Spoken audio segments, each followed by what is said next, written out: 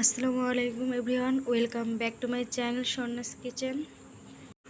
আপনাদের জন্য আরও একটি রেসিপি নিয়ে চলে আসলাম।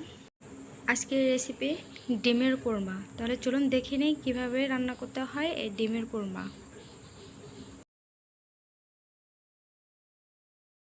আমি এখানে নিয়েছি 60টি ডিম এবং ডিমটিকে আমি আগে থেকেই সিদ্ধ করে খোসা ছাড়িয়ে রেখেছি।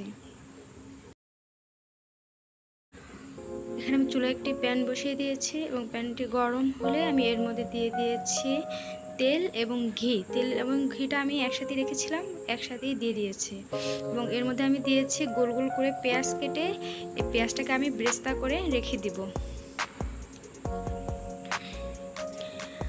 আমার ব্রেস্তাটা হয়ে গেল, এটাকে আমি উঠিয়ে রেখে দিলাম। এরপর এর মধ্যে আমি দিয়ে দিলাম ডিমগুলোকে ভালো করে ভেজে নিব। যেহেতু ডিমের কোরমা করব, এই জন্য এই ডিমের মধ্যে হলুদ দেওয়া যাবে না।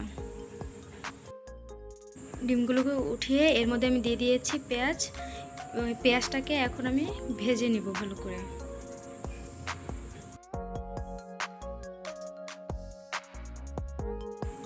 এর মধ্যে আমি দিয়ে দিলাম 2টি এলাচি।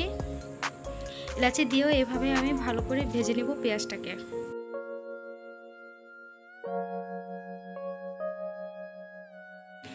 এখানে আমি দিয়ে দিলাম আদা রসুন জিরা বাটা।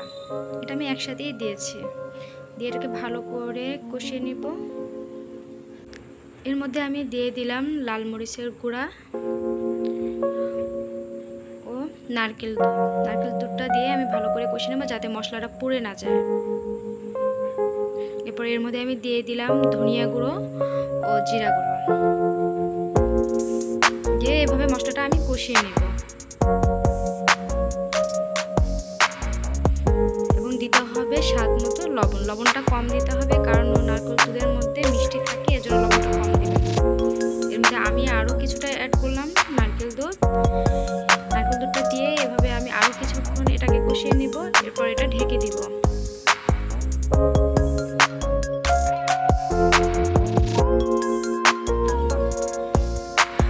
এর মধ্যে আমি দিয়ে দিলাম ডিমটা দিয়ে আমি একটু নেড়ে চেড়ে নিব।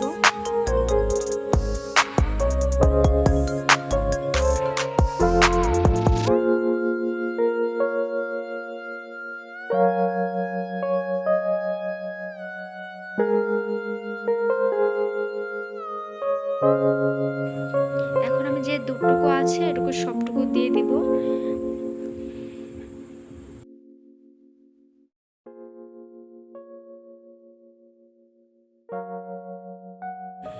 এর মধ্যে আমি দিয়ে দিয়েছি কিছুটা কাঁচামরিচ। কাঁচামরিচটা দিলে ভালো একটা ফ্লেভার আসে।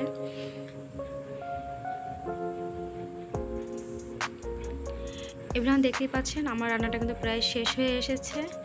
এটা কত সুন্দর তেল ফুটেছে। আমি এখন চুলাটাকে অফ করে দিব।